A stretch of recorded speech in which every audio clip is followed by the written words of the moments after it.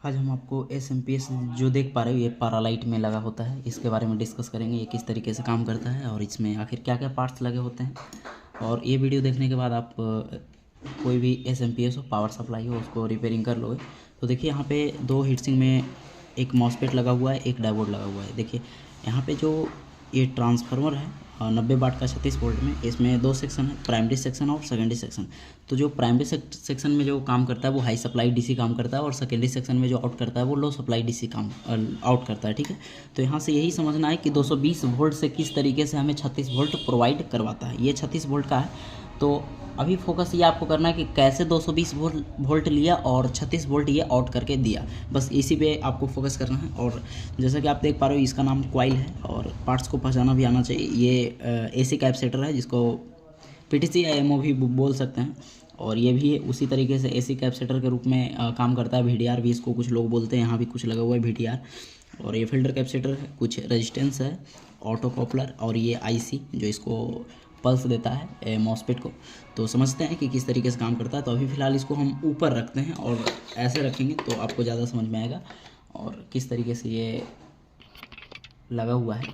तो अभी हम बताते जाएंगे कि यहाँ न्यूट्रल और फेज हम दे रहे हैं। न्यूट्रल फेज जब हम यहाँ दे रहे हैं तो मान लीजिए कि एक फेज हो गया और एक न्यूट्रल हो गया, तो हम इसको नाम भी डाल देते हैं। ये हमारा फेज है और ये न्यूट्रल है। ठीक है, तो न्यूट्रल का मतलब ये हुआ कि अर्थ है ये, और फेज यहाँ से आता है, फ्यूज लगा है, जो कि ये फ्यूज है, फ्यूज लग करके आगे पास किया है, और ये न्यूट्रल यहाँ पे आया। तो दोनों के बीच, न्यूट्रल और फेज दोनों के बीच ये कैपेसिटर लगा हुआ है, जो यहाँ पे हमने दर्शाए हैं, एसी कैपेसिटर। ठीक है, आगे न्यूट्रल और फेज दोनों यहाँ इस पॉइंट पे आया है कॉइल के जरिए। तो ये कॉइल है, ये कॉइल के जरिए आया है। और ये जो हम बनाए हैं ये चौकोर में, ये चॉपर डायोड है, जो कि यहाँ पे आपको देखने को मिल जाएगा। ये देखिए यहाँ पे डायोड जो आप देख पा रहे हो, चॉपर डायोड, इसका काम यही होता है कि 220 वोल्ट यहाँ से लिया, यानी कि अभी हम ये ध्यान दे रहे हैं कि ये फेज यहाँ पे आया हुआ है और न्यूट्रल यहाँ पे आया हुआ है। ठीक है, तो जब न्यूट्रल और फेज चॉपर डायोड के पास आएगा तो यहाँ से 2 पॉइंट से ये आउट करेगा, जो होगा हाई वोल्टेज डीसी।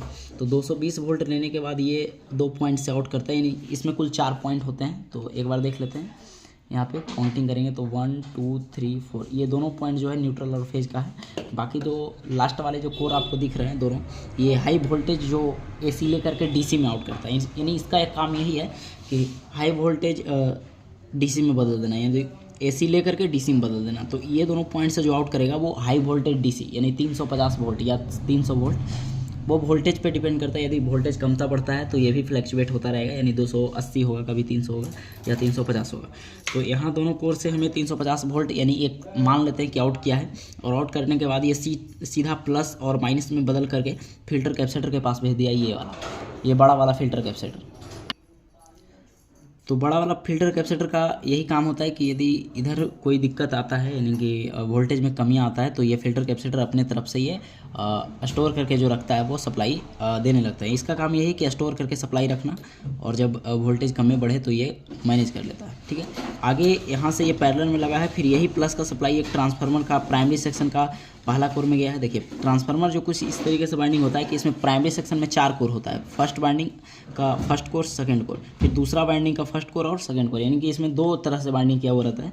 तो फर्स्ट कोर में आपका प्लस का सप्लाई दे दिया जाता है ट्रांसफार्मर, और दूसरा कोर जो है उसमें मॉसफेट के जरिए दिया जाता है। यानी कि कह सकते हैं कि कोई भी ट्रांसफार्मर डीसी सप्लाई पे काम नहीं करता है। तो अभी यहाँ पे डायोड क्या बना रहा था, डीसी बना रहा था, लेकिन डायरेक्ट जब हम ट्रांसफार्मर में डीसी सप्लाई देंगे तो वो जल के ख़त्म हो जाएगा। इसीलिए डीसी बनने के बाद पुनः इसको एसी बना करके ये ट्रांसफार्मर में दिया जा रहा है। यानी ये ट्रांसफार्मर, दुनिया का कोई भी ट्रांसफार्मर होगा जो डीसी सप्लाई पे काम नहीं करेगा, तो उसको एसी बनाने के लिए ये मॉसफेट लगाया गया है। ये मॉसफेट जो कि यहाँ पे है, ठीक है, तो ये मॉसफेट यहाँ पे लगाया गया। अब देखिए प्लस का सप्लाई तो डायरेक्ट दे दिया गया, अब माइनस का भी सप्लाई यहाँ पे दूसरा कोर पे डायरेक्ट देंगे तो ट्रांसफार्मर जल जाएगा। इसीलिए माइनस का सप्लाई ये मॉसफेट के जरिए दिया गया है। मॉसफेट ये इन चैनल का है। अब मॉसफेट का काम यही है कि डीसी से एसी में बदल देना। डीसी कहाँ से बन रहा था, ये डायोड से बन रहा था। तो अब क्या है कि माइनस का सप्लाई ड्रेन पे दिया गया, ये गेट, ड्रेन और ये सोर्स है।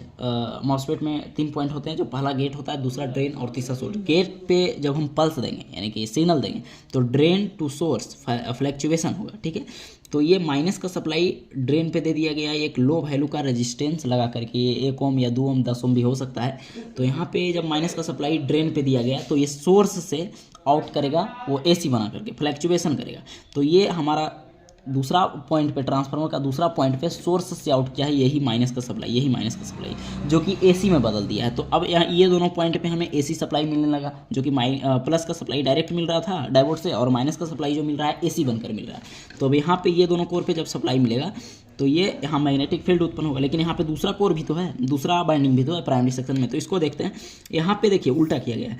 ट्रांसफार्मर का पहला कोर पे प्लस का सप्लाई और दूसरा बाइंडिंग का दूसरा कोर पे माइनस का सप्लाई, यानी कि आप 2-3 बार रिपीट करके देखोगे समझ में आ जाएगा। यानी कि फर्स्ट बाइंडिंग का पहला कोर पे प्लस का, और इस पे क्या किया गया है, मॉस्फेट के जरिए दिया है, लेकिन दूसरा बाइंडिंग का सेकेंड कोर पे माइनस का सप्लाई दे दिया गया, उल्टा है। तो माइनस का सप्लाई जब यहाँ पे दिया है तो ये यहाँ पे तो ऑलरेडी दोनों तरफ सप्लाई आ रहा है, क्योंकि पहला तो डायरेक्ट है, दूसरा मॉस्फेट के जरिए। लेकिन यहाँ पे कैसे आ रहा है, तो पहला माइनस का सप्लाई डायरेक्ट है, दूसरा डायोड लगा करके 475 के, यानी 450 के है। देखिए यहाँ पे क्या है देखना पड़ेगा, ये दोनों रेजिस्टेंस है, ये 750 के दो रेजिस्टेंस लगा करके ये प्लस का, ये जो प्लस बन रहा था यहाँ, इससे अटैच किया गया है। यानी कि समझ गए, दूसरा बाइंडिंग जो है प्राइमरी सेक्शन में उसमें एक माइनस दे दिया गया डायरेक्ट, और अगला कोर में क्या किया, एक डायोड लगा करके 750 के का दो रेजिस्टेंस सीरीज में लगा करके वहाँ पे प्लस का सप्लाई दे दिया गया। कौन सा प्लस, ये डायोड का प्लस।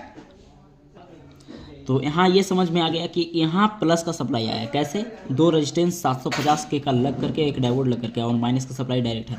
अब ये क्या है, दोनों बाइंडिंग पे सप्लाई मिल रहा है। मिलने के बाद अब यहाँ से ये होगा कि ये बाइंडिंग में मैग्नेट बनेगा, और मैग्नेट बनने के कारण यहाँ सेकेंडरी बाइंडिंग में हमारा आउट वोल्टेज निकालेगा। तो यहाँ से ये ध्यान देना है कि जब ट्रांसफार्मर काम करता है तो एसी पे ही काम करता है, और आउट भी एसी करता है। तो इन हम एसी दिए हैं तो आउट भी हमारा एसी करेगा। कोई लोग ये सोच लेते हैं कि डीसी देंगे तो डीसी आउट करेगा। कुछ लोग तो इतने भ्रम में रहते हैं कि कुछ लोग को ये पता होता है कि ट्रांसफार्मर हमें डीसी सप्लाई आउट करता है। ऐसा कुछ नहीं है, ट्रांसफार्मर हमें एसी सप्लाई ही आउट करता है। जब इन एसी दिए हैं तो आउट भी एसी करेगा, और जब इन डीसी देंगे तो वो जल जाएगा, ठीक है, काम ही नहीं करेगा डीसी पे, और ना ही डीसी आउट करेगा। तो सेकेंडरी बाइंडिंग में क्या हो रहा है कि 3 लूप से आउट किया है। अब यहाँ पे क्या है, डबल बाइंडिंग है, लेकिन यहाँ पे सिंगल बाइंडिंग है। सिंगल बाइंडिंग करने का मतलब ये बाइंडिंग का पहला कोर और उसी से एक बीच वाला कोर निकाल दिया गया है, और वही बाइंडिंग से एक लास्ट वाला कोर निकाल दिया गया। यानी कि मल्टीमीटर से आप कंटिन्यूटी चेक करोगे तो ये तीनों पॉइंट पे बताएगा। लेकिन यहाँ पे क्या है कि ये दोनों पॉइंट पे अलग कंटिन्यूटी बताएगा, और ये दोनों पॉइंट पे अलग कंटिन्यूटी बताएगा, ठीक है। तो यहाँ पे अलग बाइंडिंग है और इस साइड अलग बाइंडिंग है। तो यहाँ पे स्टेप डाउन किया वोल्टेज, यानी एसी आउट किया। जो भी तीनों लूप से जो आउट कर रहा है वोल्टेज, हमारा एसी आउट कर रहा है। तो अब एसी आउट कर रहा है तो 3 पॉइंट से आउट करेगा। 3 पॉइंट से आउट करेगा तो ये पहला पॉइंट जो है ग्राउंड कर दिया जाता है, यानी माइनस का सप्लाई इसको बना दिया जाता है, और ये फिल्टर कैपेसिटर से जोड़ दिया जाता है। अब देखते हैं कि ये डायोड कहाँ पे लगा हुआ है। तो ये डायोड आपका यहाँ पे लगा हुआ है, ठीक है, बताना भूल गए। और ये रेजिस्टेंस मॉस्फेट पे जो माइनस का सप्लाई आ रहा है वो देखिए यहाँ से आ रहा है, ठीक है, तो बताना भूल गए थे। अब देख लेते हैं। तो ये सेकेंडरी बाइंडिंग से जो आउट कर रहा है, पहला बाइंडिंग का जो कोर है वो माइनस में चला गया है, ग्राउंड कर दिया गया। और दूसरा कोर पे क्या किया है, इसको ले जा करके 3 पिन का जो डायोड है उसको फर्स्ट और थर्ड कोर पे दे दिया गया है। ये डायोड 3 पिन का भी होता है, और बीच वाला पिन से ये डीसी आउट करवा रहा है। ये डायोड जो आप देख पा रहे हैं ये 3 पिन है। अब यहाँ पे क्या है देख लेते हैं एक बार। तो ये 3 लूप कहाँ पे है, मल्टीमीटर को हम कंटिन्यूटी मोड पे सेट किए हैं। तो ये अभी देख लेते हैं। पहला बाइंडिंग में 4 कोर होना चाहिए। तो यहाँ पे यदि देखा जाए तो 1 2 3 4 ये है, देखिए ये दोनों में कंटिन्यूटी बताएगा और ये दोनों में कंटिन्यूटी बताएगा, जो कि हमें ये चेक किया। अब सेकेंडरी बाइंडिंग में 3 कोर होना चाहिए। तो फर्स्ट, सेकेंड और ये थर्ड, तीनों कंटिन्यूटी आपस में बताएगा, ठीक है। अब ये जो पहला कोर है, ये जो यहाँ पे है, जो ग्राउंड कर दिया गया है, ये पूरे में ग्राउंड में फैला दिया गया है। और दूसरा कोर, ये यहाँ से प्रिंट आप देखेंगे तो ये 3 पिन का ये जो डायोड है ये फर्स्ट और थर्ड में चला गया, और बीच वाला से डीसी आउट करवा रहा है, ठीक है। और ये जो डीसी आउट करवाएगा वो फिल्टर कैपेसिटर में जाएगा, ठीक है। यहाँ से ये जो बीच वाला पिन से डीसी आउट करवा रहा है फिल्टर कैपेसिटर में जाएगा, जो कि आपका यहाँ पे ये दोनों देखने को मिल सकता है, ठीक है। ये दोनों में से कोई एक होगा, देखते कौन है। ये जो बीच वाला पिन से डीसी आउट करवा रहा है यहाँ पे गया है, तो ये है, ये वाला, ठीक है। अब देखिए ये तीसरा नंबर पिन का काम है एक और अलग डायोड लगा करके, इससे ये मतलब नहीं है, एक सिंगल डायोड लगा करके ये आउट करवाया गया है और ये 12 वोल्ट आउट करवाता है। देखिए यहाँ पे ये सिंगल डायोड है और ये सिंगल डायोड तीसरा कोर से, first core ground, second core 3 pin का डायोड में गया, थर्ड कोर यहाँ से ये प्रिंट ट्रेस करेंगे तो ये सिंगल डायोड में आकर के ये प्रिंट यहाँ पे आ गया, ये जैक पे आ गया है और ये 36 वोल्ट ये जैक पे आ गया है। तो ये जैक 12 वोल्ट के लिए है और ये जैक पे भी एक कंडेंसर लगाया हुआ है, ठीक है। तो जितना भी सप्लाई डीसी बनेगा उस पर एक कंडेंसर लगाया हुआ रहेगा। अब देखते हैं कि आपका बचा क्या क्या। तो हमने छोड़ दिया ये आईसी, ये ऑटो कॉपलर और ये VDR। देखिए ये VDR को हम देख लेते हैं। ये VDR इधर का ग्राउंड से और इधर का माइनस का सप्लाई, जो हाई सप्लाई माइनस बन रहा है उधर से कनेक्ट रहेगा, यानी कि एक बार देख लेते हैं। तो ये जो VDR अभी आपने देखा तो इसमें 2 पिन है, ये इधर का माइनस पॉइंट से कनेक्ट रहेगा और इधर का ग्राउंड से कनेक्ट रहेगा, ठीक है। इसका काम यही है कि दोनों तरफ सप्लाई को देखना कि इधर क्या हो रहा है या नहीं हो रहा है। अगर जो ये VDR कभी कभी फट जाता है तो आउट जो सप्लाई स्टेप डाउन में निकल रहा है उधर आपका बोर्ड आने लगेगा, बिजली का झटका लग जाएगा, ठीक है। तो कभी कभी हम ये भी VDR फटा हुआ देखते हैं। अब देखते हैं कि क्या आईसी को हम क्यों छोड़े। देखिए आईसी हम 8 पिन का है, इसको हम इसलिए नहीं बनाए क्योंकि आईसी का काम है ये जो मॉसफेट है यहाँ पे, ये जो लगा हुआ है ये यहाँ पे, इसको गेट पे पल्स देना। ये गेट जो है जब तक गेट पे पल्स नहीं देगा ड्रेन टू सोर्स काम नहीं करेगा। तो ये आईसी का काम यही है, इस पे पल्स देना, पल्स मतलब सिग्नल देना। और आईसी का काम ये भी है कि ऑटो कॉपलर में लगे रह करके इधर जो सप्लाई आउट कर रहा है उससे फीडबैक लेना। अब देखिए जो भी हाई सप्लाई आउट कर रहा था इससे डीसी से, यानी 36 वोल्ट, उससे क्या किया है यहाँ से देखते हैं। तो ये जो 3 पिन का डायोड है बीच वाला पिन से डीसी आउट कर रहा था और यही इसी से एक फ्यूज लग करके और एक और फ्यूज लग करके ये ट्रांजिस्टर में गया है, छोटा वाला एसएमडी ट्रांजिस्टर में, और ये ट्रांजिस्टर ऑटो कॉपलर से कनेक्ट है, यानी कि प्लस का सप्लाई 2 फ्यूज लग करके ये ट्रांजिस्टर में गया और ट्रांजिस्टर से ऑटो कॉपलर से कनेक्ट है और ये ऑटो कॉपलर का दूसरा साइड ये हाई सप्लाई माइनस से कनेक्ट है, ठीक है। तो इसका काम यही है कि, और माइनस से तो कनेक्ट है ये है, उसके बाद दूसरा जो इधर 2 पिन है और इधर 2 पिन है, अगला पिन जो है ये आईसी से कनेक्ट है, ठीक है। ये देखिए ये माइनस से कनेक्ट है ऑटो कॉपलर का ये पिन और ये पिन आईसी से कनेक्ट है। देख लेते हैं एक बार, pin number 1 2 3 4 number pin IC से कनेक्ट है और 3 नंबर पिन ग्राउंड से, माइनस का सप्लाई ग्राउंड से कनेक्ट है, जो हाई सप्लाई बन रहा है इधर का साइड उससे कनेक्ट है।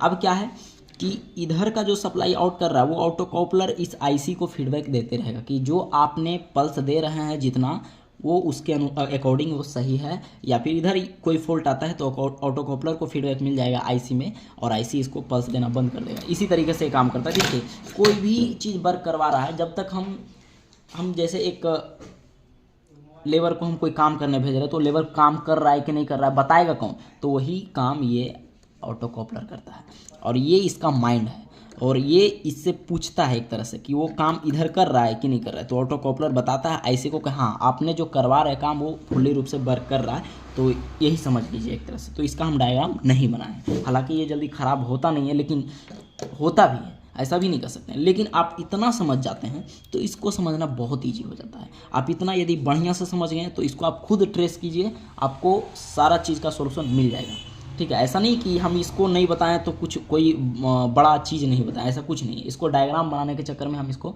यहाँ पे डायग्राम नहीं बनाए, थोड़ा सा ज़्यादा टफ था, रेजिस्टेंस वगैरह ज़्यादा लगा हुआ था। तो बस यही समझ लीजिए कि ये फीडबैक देता है जो हाई सप्लाई स्टेप डाउन करके जो सप्लाई आउट करवा रहा है उससे, ठीक है। बाकी कोई सवाल रहता है तो आप लाइव में मिला कीजिए, लाइव में हर सवालों का जवाब मिल जाएगा आपको और बहुत कुछ जानकारियाँ मिलेगा लाइव में। ऐसे कमेंट में हम हर चीज़ का जवाब नहीं दे पाते हैं। कुछ लोग पूछ रहे थे 45 वाट का ड्राइवर बोर्ड के बारे में बताओ, तो देखिए 60 वाट हो, 45 वाट हो, 80 वाट हो, सब एक ही तरीके से ड्राइव करवाता है। किसी में ड्राइवर बोर्ड लगा होता है, किसी में ट्रांसफार्मर से ड्राइव करवाया जाता है। तो आप एक वीडियो देख करके थोड़ा सा अलग ढंग से माइंड लगाइए, वो आपका सोल्यूशन मिल जाएगा। तो थैंक यू, मिलते हैं अगले वीडियो में। वीडियो को लाइक कीजिए, चैनल को सब्सक्राइब कीजिए और हो सके तो हम कुछ बड़ा करने का प्रयास कर रहे हैं। अभी थोड़ा सा वीडियो आने में लेट है।